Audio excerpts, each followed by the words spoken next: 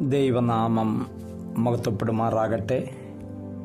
ഇന്നത്തെ ചിന്തയ്ക്ക് ആധാരമായി റോമർക്കെഴുതിയ 8-ാം ലേഖനം 9, 10, 11 വാക്യങ്ങൾ ഒരിക്കൽ കൂടി വായിക്കാനായി ആഗ്രഹിക്കുന്നു.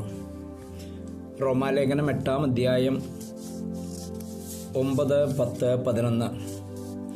നിങ്ങളോ ദൈവത്തിൻ്റെ ആത്മാവ് നിങ്ങളിൽ വസിക്കുന്നു എന്ന് വരികിൽ ജഡസ്വഭാവമുള്ളവരല്ല, ആത്മസ്വഭാവമുള്ളവരത്രേ. ക്രിസ്തുവിൻ്റെ ആത്മാവില്ലാത്തവൻ അവനുള്ളവനല്ല. ക്രിസ്തു നിങ്ങളിൽ ഉണ്ടെങ്കിലോ ശരീരം പാപം നിമിത്തം മരിക്കേണ്ടതെങ്കിലും ആത്മാവ് നീതി നിമിത്തം ജീവനാകുന്നു.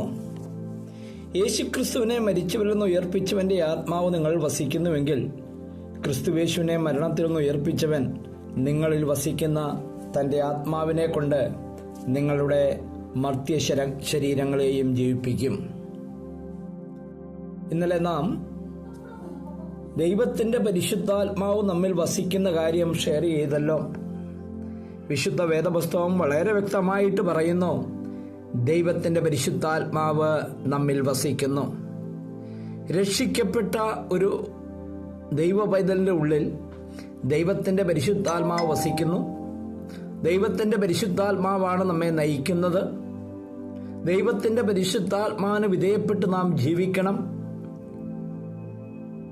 അതുമാത്രമല്ല, ദൈവത്തിൻ്റെ പരിശുദ്ധാത്മാവിന് വിധേയപ്പെട്ടില്ലെങ്കിൽ നാം പരിശുദ്ധാത്മാവിനെ ദുഃഖിപ്പിക്കുകയും കെടുത്തിക്കളയുന്നവരുമായി തീരും.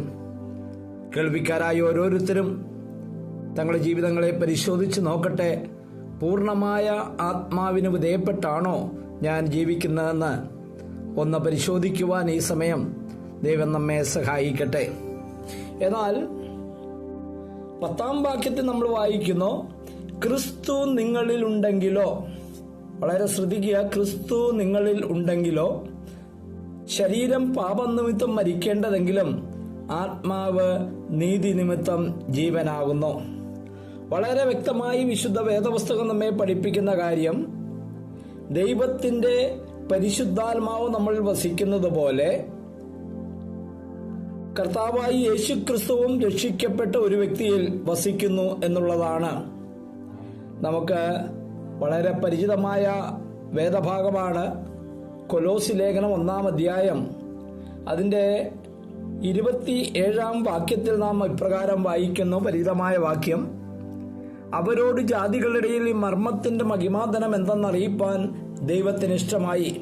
ആ മർമ്മം മഹത്വത്തിൻ്റെ പ്രത്യാശയായ ക്രിസ്തു നിങ്ങളിൽ ഇരിക്കുന്നു എന്നുള്ളത് തന്നെ. ഈ ഭാഗത്ത് ശ്രദ്ധിക്കേണ്ടതായ കാര്യം, അപ്പോസ്തലനായ പൗലോസിന് മർമ്മം പറയുകയാണ്. ബൈബിളിൽ മർമ്മം അല്ലെങ്കിൽ മിസ്റ്ററി എന്ന വാക്ക് കാണുമ്പോൾ അത് മനസ്സിലാക്കേണ്ടതായ കാര്യം, പഴയ നിയമത്തിൽ വെളിപ്പെടാത്തതും പുതിയ നിയമത്തിൽ വെളിപ്പെട്ടതുമായ ഒരു സത്യമാണിത്. പഴയ നിയമത്തിൽ നമുക്കറിയാം, ദൈവം ഇസ്രായേൽ ജനതയാണ് തൻ്റെ ജനമായി തിരഞ്ഞെടുത്തത്. അന്യജാതികൾക്ക് അവിടേക്ക് പ്രവേശനമില്ലായിരുന്നു. പുതിയ നിയമത്തിലോട്ട് വന്നപ്പോൾ ദൈവം വലിയ അത്ഭുതം പ്രവർത്തിക്കുകയാണ് ഉണ്ടായത്. യേശുക്രിസ്തുവിന്റെ കാലഘട്ടത്തോളം, അഥവാ സഭയുടെ ആരംഭം വരെയും ലോകത്തെ മനുഷ്യരെ രണ്ടായിട്ട് നമുക്ക് വിഭജിക്കാൻ സാധിക്കും. വേദപുസ്തകത്തിന്റെ അടിസ്ഥാനത്തിൽ യഹൂദനും യവനനും, അഥവാ യഹൂദനല്ലാത്ത എല്ലാവരും യവനൻ അഥവാ അന്യജാതി എന്ന ലിസ്റ്റിലാണ് വേദപുസ്തകം കാണുന്നത്. എന്നാൽ പുതിയ നിയമത്തിലോട്ട് വരുമ്പോൾ ആ വിഭജനം 3ആയിട്ട് മാറുന്നു: യഹൂദൻ, യവനൻ, അതുപോലെ ദൈവത്തിൻ്റെ സഭ. അപ്പോൾ ഈ ദൈവത്തിൻ്റെ സഭ ആരാണ് ആ ദൈവത്തിൻ്റെ സഭയിലുള്ളത്?